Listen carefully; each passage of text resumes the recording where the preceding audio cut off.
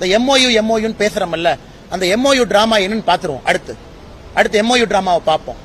அன்பில் மகேஷ் பொய்யாமொழி எப்ப போனாரு, எம்ஓயு என்ன தூக்கிட்டு போனாங்க, இந்த மாடிஃபைடு எம்ஓயு என்ன பேசுறாங்க, அந்த டாக்குமெண்ட் எங்கிட்ட ஆல்ரெடி இருக்கு, அதை பேசுவோம். இவங்க போய் என்னங்க டிராமா பண்ணிட்டு வந்தாங்க. மத்திய அரசு தொடர்ந்து எல்லா திட்டங்களுக்கும் பணம் கொடுத்துட்டு இருக்காங்கன்னா, there is a system. Central கவர்மெண்ட்ல இருக்கும் பொழுது ஒரு இந்திய அரசு கீழே நாம் எல்லாரும் இருக்கோம். ஒரு ஆர்மி, ஒரு டெலிகம்யூனிகேஷன், ஒரு சிம்பல், ஒரு கரன்சி வேல்யூ பிடிக்குதோ இல்லையோ ஒத்து போய்தான் ஆகணும். இந்தியன் ஆர்மி எனக்கு பிடிக்காது, எனக்கு இந்தியன் ஆர்மியில தமிழ்நாட்டில இருந்து இத்தனை பேர்த்த எடுக்கணும், கர்நாடகால இருந்து இத்தனை பேர்த்த எடுக்கணும், முடியாது. Their army has got its own policy. Tamil Nadu அரசு இங்க உட்கார்ந்து டிக்டேட் பண்ண முடியாது. எஜுகேஷன் கன்கரண்ட் லிஸ்ட்ல இருக்கு. கன்கரண்ட் லிஸ்ட்ல நாங்க கொண்டு வரல, இந்திரா காந்தி அம்மையார் கொண்டு வந்தார். அப்படி இருக்கும் பொழுது ஒரு மாநில அரசுக்கு கல்வியை பற்றி எவ்வளவு உரிமை இருக்கோ, மத்திய அரசுக்கும் கல்வியை பற்றி எவ்வளவு உரிமை இருக்கு. மத்திய அரசு ஒரு ஸ்டேட் லிஸ்ட் இருக்கக்கூடிய சப்ஜெக்டுக்குள்ள மூக்கிய நுழைக்கல. மத்திய அரசு கன்கரண்ட் லிஸ்ட்ல மத்திய அரசுக்கும் அதிகாரம் இருக்கக்கூடிய ஒரு துறையில தான் மத்திய அரசு பேசுறாங்க.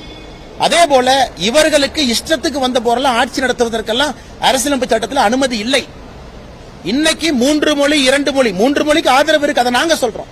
திராவிட முன்னேற்ற கழகம் இல்லைன்னு சொல்லுது. அது அரசியல் ஸ்டாண்டா நீங்க பார்த்தாலும் கூட தமிழகத்தில் எத்தனையோ பேர் 3 மொழி படிக்கணுங்கிறாங்க. பள்ளி கல்வித்துறை அமைச்சர் சொல்ற டேட்டாவும் தப்பு. சிபிஎஸ்இல படிக்கிற 15 லட்சம் பேர்த்த சொல்றாரு. சிபிஎஸ் தாண்டி ஸ்டேட் போர்டு மெட்ரிகுலேஷன்ல இது எப்படின்னா பிடிஆர் என்ன சொல்ற மாதிரி, என் பையன் 2 மொழி தான் படிக்கிறான், ஆனா முதல் மொழி ஆங்கிலம், 2வது மொழி பிரெஞ்சு. இதான் இவங்களை பொறுத்தவரை இருமொழி கொள்கைங்கிறது. 2 மொழி படிப்பாங்களாமா, முதல் மொழி ஆங்கிலம், 2வது மொழி. பிடிஆர் பையன் கொஞ்ச நாள் பிரெஞ்சு படிச்சாரு, கொஞ்ச நாள் ஸ்பானிஷ் படிச்சாரு. அந்த எல்லா டீடைல்ஸ் நான் விட விரும்பலீங்கன்னா, ஏன்னா ஒரு தனிப்பட்ட மனிதனை காயப்படுத்துவது நோக்கல. எந்த ஸ்கூலு என்ன படிச்சாங்க எல்லாம் சொல்ல தெரியும். இது இருமொழி கொள்கையா?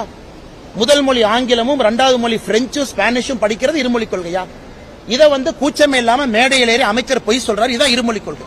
இருமொழி கொள்கை நாம பேசுவது தமிழ் மொழி ஆங்கில மொழியை பேசுறோம். நாங்க 3 மொழின்னு பேசுறது தமிழ் மொழி ஆங்கில மொழி 3வது மொழியை பேசுறோம். இப்படி எல்லாம் ஒரு அமைச்சரும் மேடையில் ஏறி ஒருத்தரும் பொய் சொல்ல ஆரம்பிச்சா, ஒரு அமைச்சர் குழந்தைங்க எங்க போறாங்க, ஸ்கூல் வேன் முன்னாடி போய் காலேஜுக்கு போய் ஸ்கூலுக்கு போய் போட்டோ எடுத்து போறதே வேலையாங்கண்ணா. அதனால பேசுறவங்க நேர்மையா, ஏன்னா அவங்க மக்கள் வரிப்பணத்துல வாழ்றாங்க. நான் மக்கள் வரிப்பணத்துல வாழல. மக்களுடைய வரிப்பணம் 1 ரூபா நான் எடுக்கல. சாதாரண மனிதனா என் சொந்த பணத்தை அரசியல் பண்ணி உங்கள்கிட்ட பேசிட்டு இருக்கேன். மக்கள் வரிப்பணத்தில் இருக்கிறவங்க டிரான்ஸ்பரண்டா பேசணும்ல, உண்மை பேசணும்ல. மக்கள் வரிப்பணத்தில் இருக்கக்கூடிய அமைச்சர்களே மீடியா திசை திருப்பி இல்ல அண்ணாமலை கேள்வி கேட்டார், நான் பதில் கொடுத்துட்டேன், பாத்து என் பவர, என் பையன் 2 மொழி கொள்கை தான். 2 மொழி கொள்கைனா என்னன்னு சொல்லுங்க. ஆங்கிலமும் பிரெஞ்சு ஸ்பானிஷ் படிக்கிறான்னு சொல்லுங்க. இதுதான் அவங்க லட்சணமா? இங்க பேசக்கூடிய யாராச்சும் ஒருத்தர் நேர்மையா பேசுறாங்களா? அன்பில் மகேஷ் பொய்யாமொழி, எங்க பையன் பிரெஞ்சு படிக்கிறான், இல்ல தம்பி சொன்னாரு பிரெஞ்சு ட்ரை பண்ணிட்டுமான்னு கேட்டாரு, ஓகேன்னு சொல்றேன். இந்த எம்ஓயு வந்ததுக்கு அப்புறம் இன்னும் கச்சேரி இருக்கு. நான் எம்ஓயு கச்சேரி வரட்டும், இவங்க போய் என்ன டிராமா பண்ணாங்கன்னு அப்புறம் பேச